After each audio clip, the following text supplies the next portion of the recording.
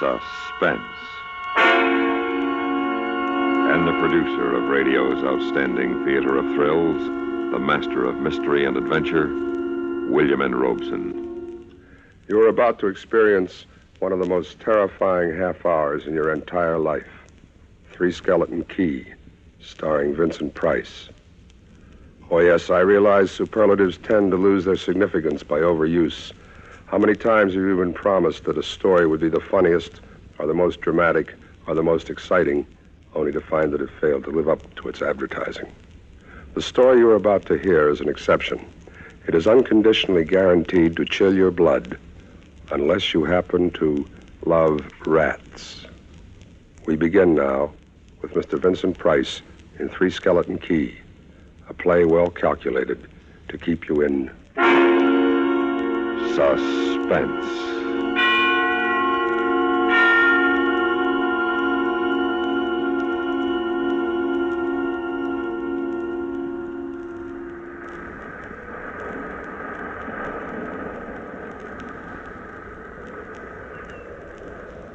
Picture this place. A gray tapering cylinder welded by iron rods and concrete to the key itself. A bare black rock 150 feet long, maybe 40 wide. That's at low tide. At high tide, just the light rising 110 feet straight up out of the ocean. And all about it, the churning water, gray-green, scum-dappled, warm as soup. And swarming with gigantic bat-like devilfish, great violet schools of Portuguese man-o'-war, and, yes, sharks, the big ones, the 15-footers. And as if this wasn't enough, there was a hot, dank, rotten-smelling wind that came at us day and night off the jungle swamps of the mainland. A wind that smelled like death. Set in the base of the light was a watertight bronze door. And in you went and up, yes, up and round, past the tanks of oil and the coils of rope, cases of wicks, racks of lanterns, sacks of spuds and cartons and cans, and up, round and round. Over the light storeroom was the food storeroom, and over the food storeroom was the bunk room where the three of us slept. And over the bunk room was the living and cooking room. And over the living and cooking room was the light. She was a beauty, balanced like a ballerina on the glistening steel axle of her rotary mechanism.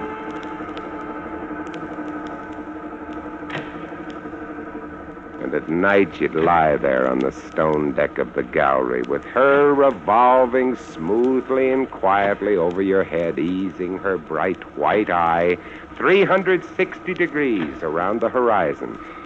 You'd lie there watching to see that the feeders kept working, that everything ran right. And it wouldn't be bad. The other two fellows snoring in their sacks 2 levels down. You'd smoke your pipe to kill the stink of the wind. And it wouldn't be bad.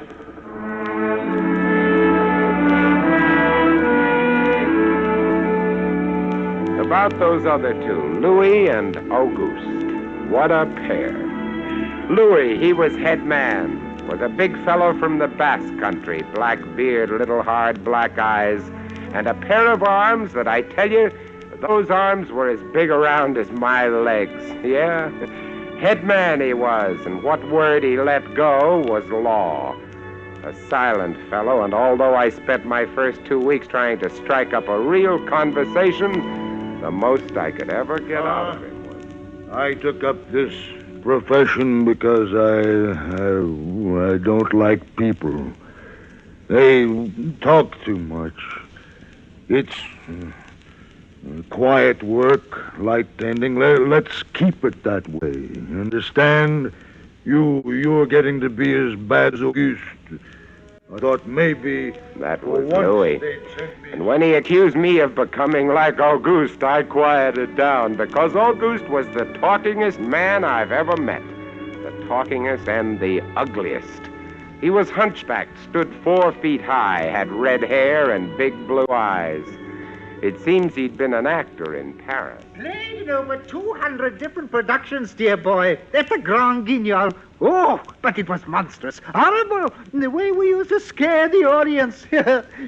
I was hated. Yes. They used to throw things and hiss and bare their teeth at me. Well, finally it got too bad. I couldn't stand it any longer. So I gave up the theater. My nerves, you understand. Yes, I gave it up completely. I really did. I couldn't stand it any longer.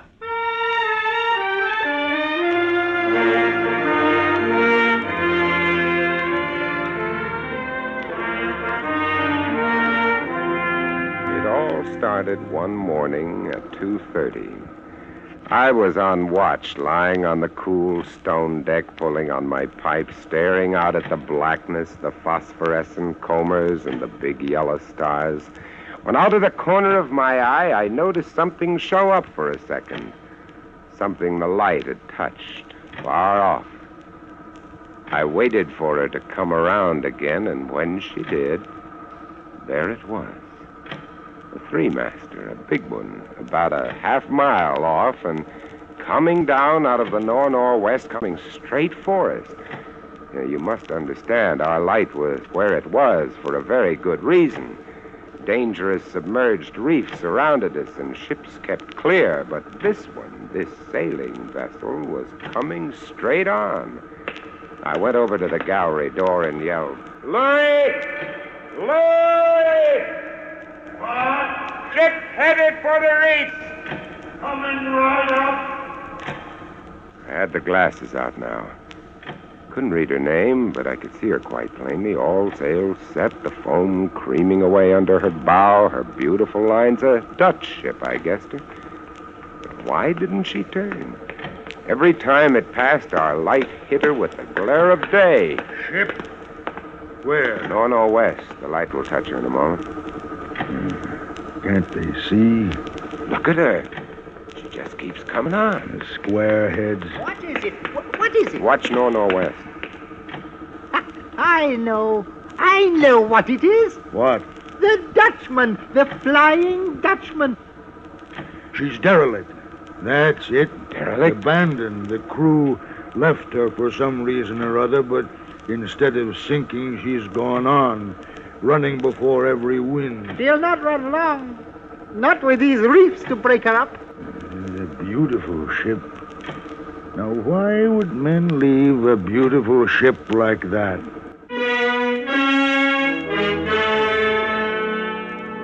We watched her the rest of those black hours, heeling and rocking, pushed and pulled by every stray wind, every freak current. Watched her until the dawn came, till the sea turned from black to a pearly gray. And on she came again, heading for us. We all had our glasses trained on her now. Auguste, you can kill the light. Right, Chief. She doesn't look so good by daylight.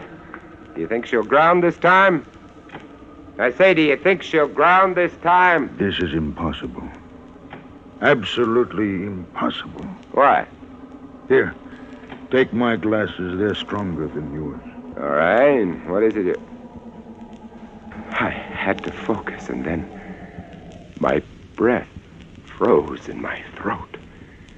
The decks were swarming with a dark brown carpet that looked like a gigantic fungus, but undulating. And on the masts and yards, the guys and all, were hundreds, no, thousands, no, I don't know, an inestimable number of tremendous rats.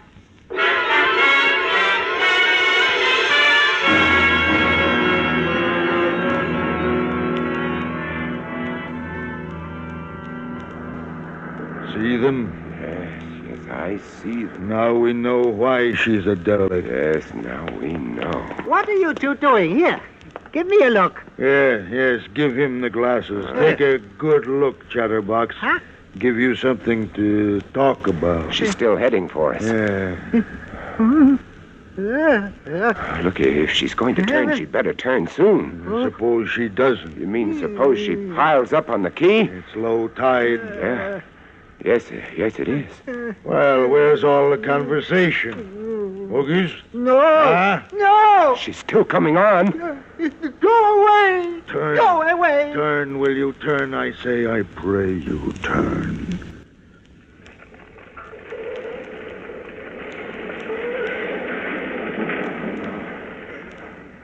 Cracked up. Rats. Look. On the water. Like a carpet. Swimming. Sure, they're swimming. Those are ship rats. They're swimming for the rocks. The door. Below. It's open. Yes, come on. Down we went, racing down the stone stairs, taking them 3 and 4 at a time. Scared.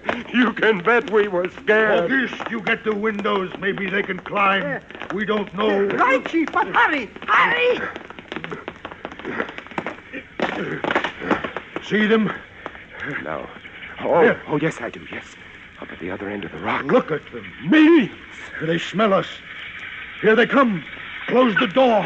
I can't! It's stuck! Oh, here, let me.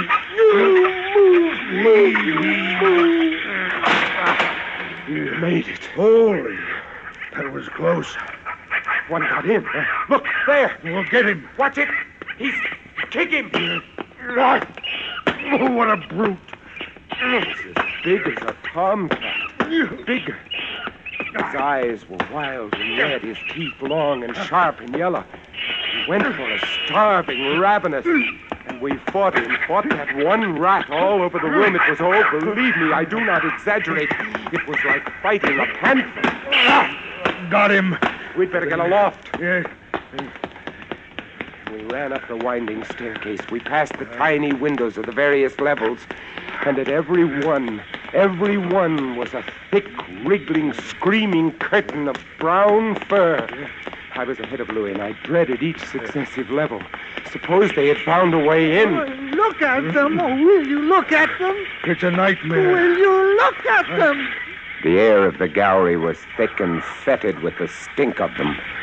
The light was dim brown, filtered through the crawling mass that swarmed over the glass all about us. We could not see the sky. Nothing but them. Their red eyes, their claws, their wriggling, hairy snouts, and their teeth. The rats, they screamed and howled and threw themselves against the glass. They were starving, and we stood quietly, very, very quietly, in the center of the glass room, under our beautiful light. We waited. What can we do? What can we do, Chief? Take it easy, Auguste. No, Take it easy. It won't do any good. It won't do any good to stand here and shake. That's right. Go away. Go away. Do you hear me? Go away this instant. They won't go away. Not until... Finish it, Chief. Not until what? Not until they've been fed.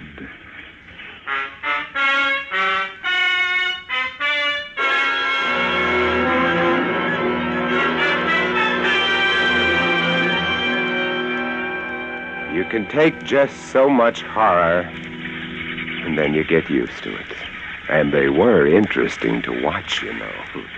They couldn't understand the glass.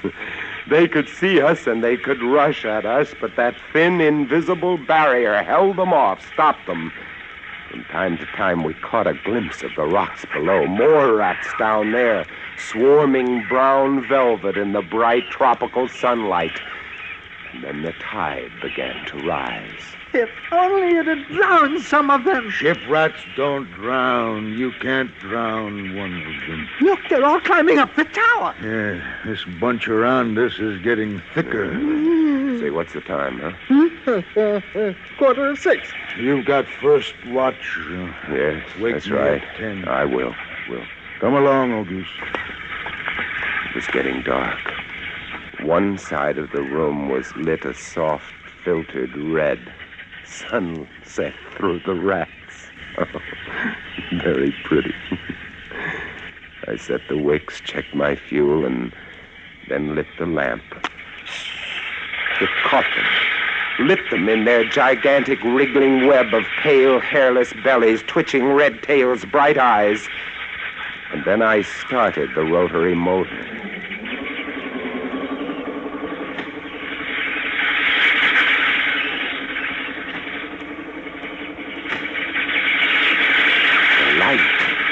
light drove them mad. As she swung slowly and smoothly about, she blinded them in the fierce stabbing bar of light, moving continually about, ever turning, ever touching, ever moving around, and they twitching and shuddering, eyes flaming when they were struck by the light. The bright light moving, and behind on the dark side of the room, so close, so close. I dared not turn my back, but you cannot help turning your back when you are in a room made of glass. On the dark side of the room, you could not see them, but only their eyes, thousands of points of blank red light, blinking and twinkling like the stars of hell.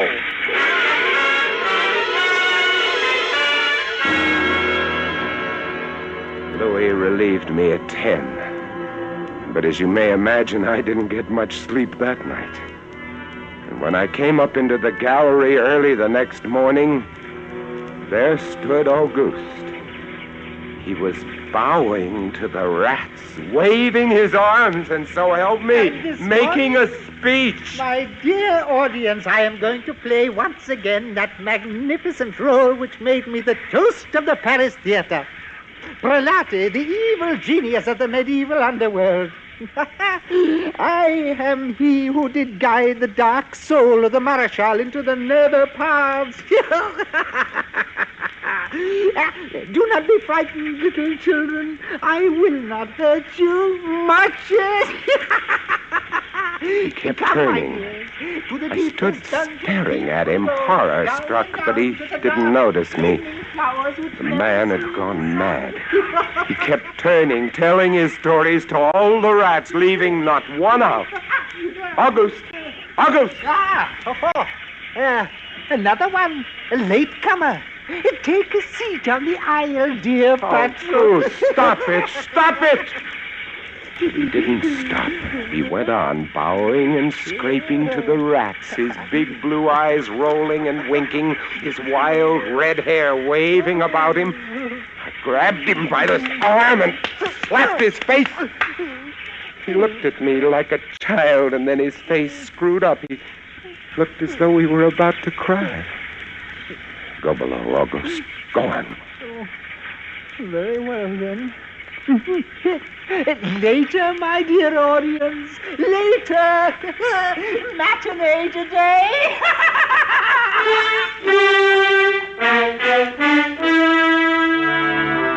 Sure, he was crazy. But I guess we all were. A few hours later, he came back up and caught Louis and me teasing the rats. Yes, sounds horrible. It was fun. We would get right up against the glass and make faces at them. It drove them crazy. They would scratch away, trying to get in our eyes. Louis was even cuter about it. He'd pull a piece of bread out of his pocket and press it against the glass. The rats would scramble into a solid ball, biting each other, clustering like grapes. From time to time, a whole knot of them would slip and fall 110 feet to the surf below. Look at the sharks. They're eating them. Those sharks are our friends. Here, I'll get another bunch together. Here, my beauty. That's it. Pile up. Kill each other. There they go. Auguste joined in, too. Oh, very ingenious Auguste. He learned that if he spread-eagled himself against the glass, they'd bunch and bundle against his figure. Then he'd leap back. Look! My portrait in rats!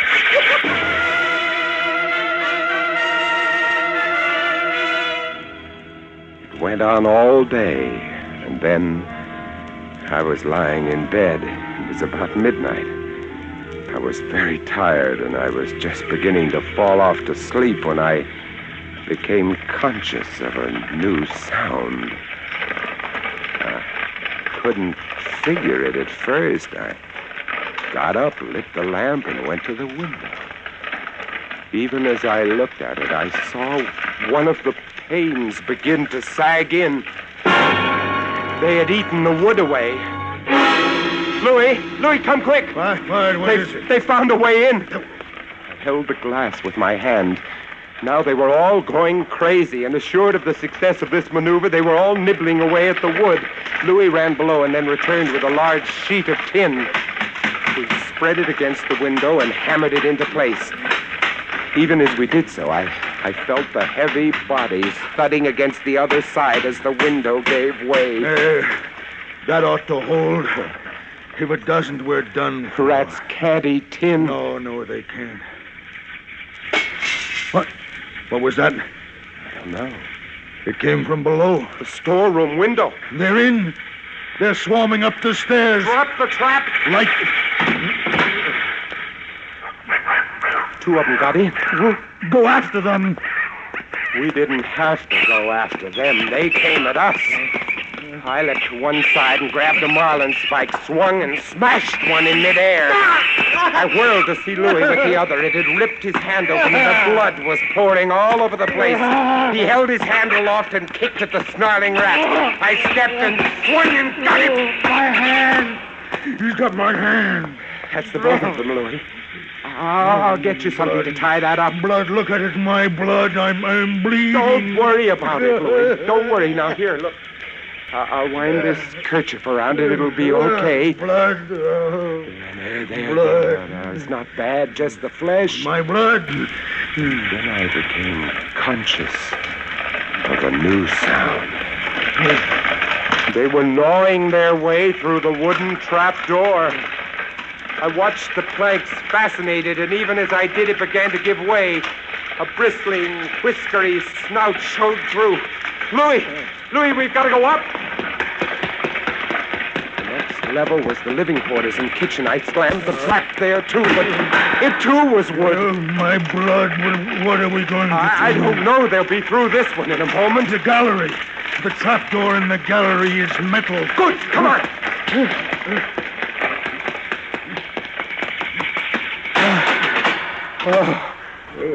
We made it. We lay across the trap, exhausted, while below us the rats took over the entire tower. I could hear them howling and fighting over our food supply, our water, our leather, and all about us the others screamed and glared in at us, swayed in a tangled mess, hypnotized by the ever-turning light.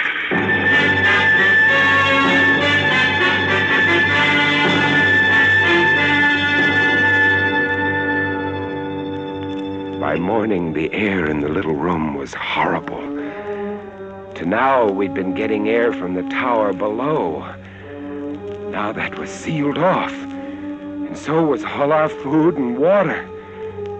We lay exhausted and panting, waiting, and the hours crawled on.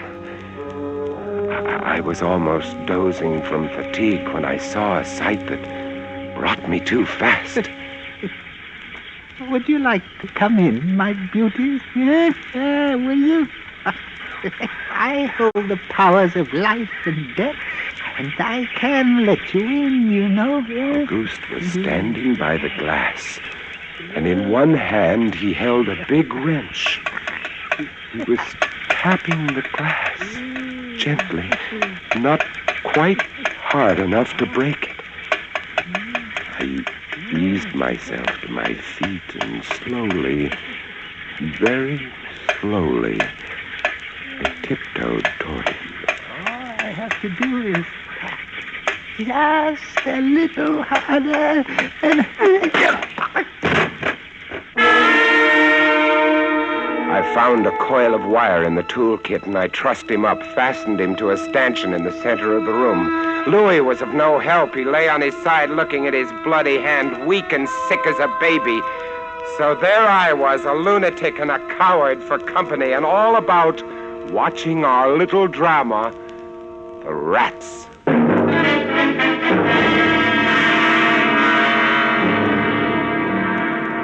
The day dragged by.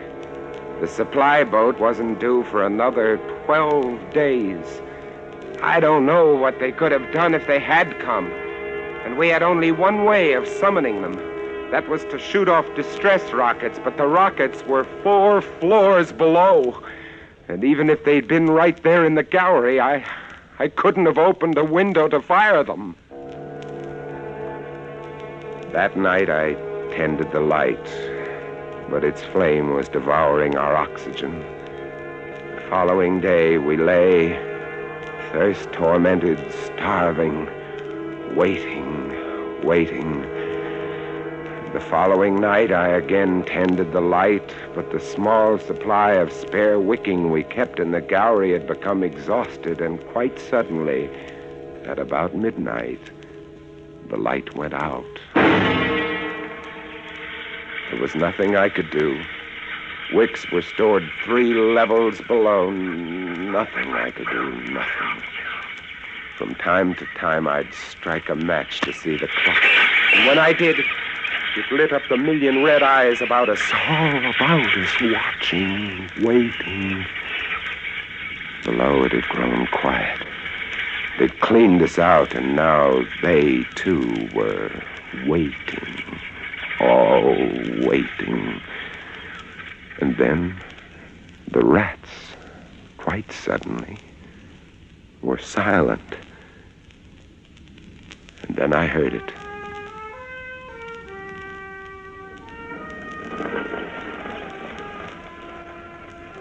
And then I saw the sky and the stars.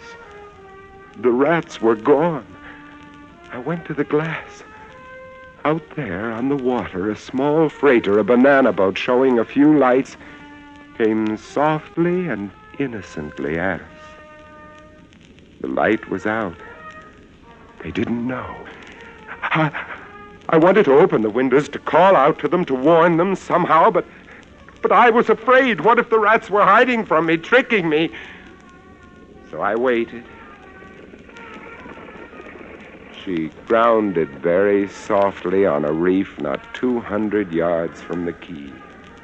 Grounded so gently that the man playing the cornet, was he a passenger, a crewman off watch, didn't even stop playing. They tried washing her back off. I could have told them to save their fuel. The tide was rising, would have floated her free. And I waited.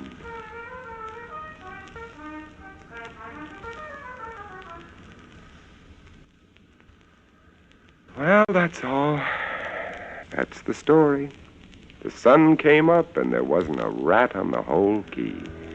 Every last one of that terrible army had deserted us. Gone back to sea on their new ship. August? Insane asylum, he never recovered. Louis, they took him into Cayenne where he died of blood poisoning from his bite.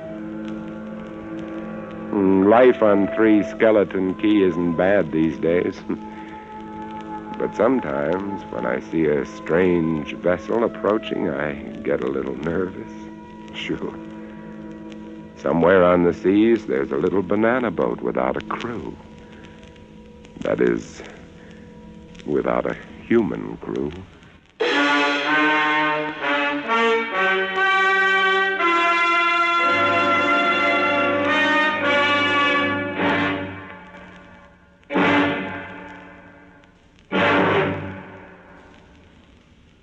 Suspense,